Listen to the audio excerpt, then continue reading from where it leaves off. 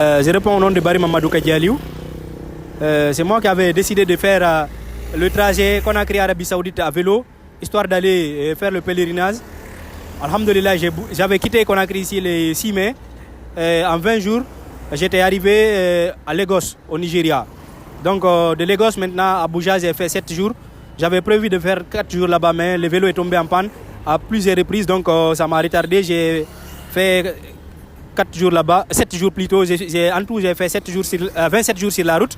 Arrivé à Abuja, nos parents qui sont là-bas m'ont conseillé de ne pas continuer avec le vélo, vu qu'il y a beaucoup de terroristes vers le nord du Nigeria, ainsi qu'au Niger. Donc, avec l'appui de l'ambassade de Guinée au Nigeria, ils m'ont aidé auprès du Hajj Commission du Nigeria pour avoir le visa. Mais malheureusement, comme le Hajj était proche, donc les visas étaient épuisés, quoi. Donc du coup, je n'ai pas pu avoir la place.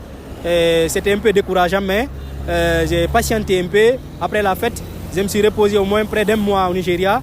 Je me suis dit, le mieux c'est de rentrer à Conakry pour le moment, histoire de me préparer pour repartir pour l'année prochaine.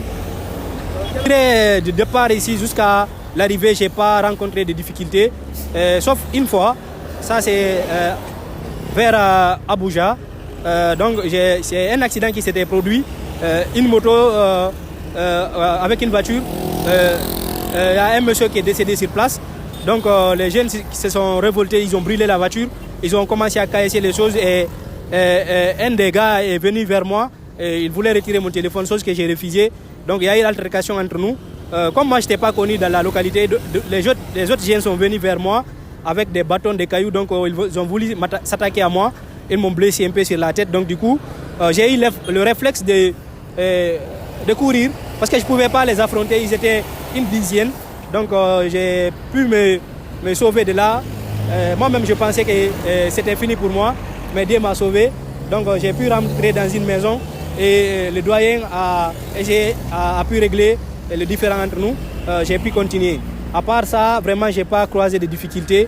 Alhamdulillah, et les gens m'ont beaucoup appuyé sur la route à travers les différentes publications que les médias ont fait et mes publications sur les réseaux sociaux.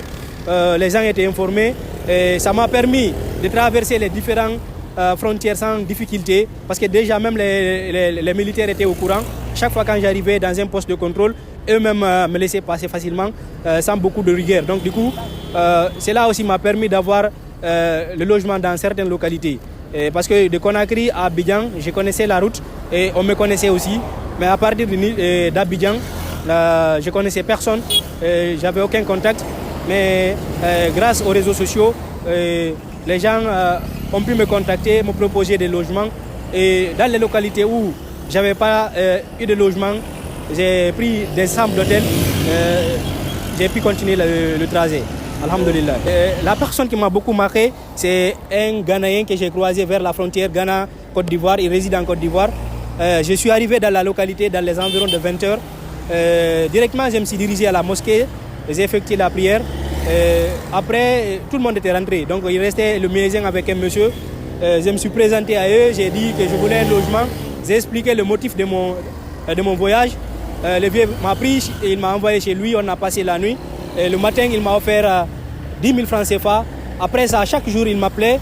À un moment donné même, il m'a demandé à ce que quand je reviens en Guinée, de l'inviter en Guinée et puis il va venir visiter la famille. Vraiment, le monsieur m'a beaucoup marqué. Et à part lui, il y a beaucoup aussi, que ce soit des Nigériens, des Ivoiriens, je dirais des musulmans que j'ai croisés, même des chrétiens vers Guéguédou, qui ont beaucoup prié pour moi et qui m'ont demandé de prier pour eux aussi. Donc le voyage s'est bien passé, alhamdulillah. J'ai vu que continuer vers le nord du Nigeria était trop risqué. Donc je me suis dit, le mieux c'est de rentrer et me préparer, me reposer au moins pendant 3 à 4 mois, prendre le visa, soit le visa tourisme ou le visa pour le Umrah.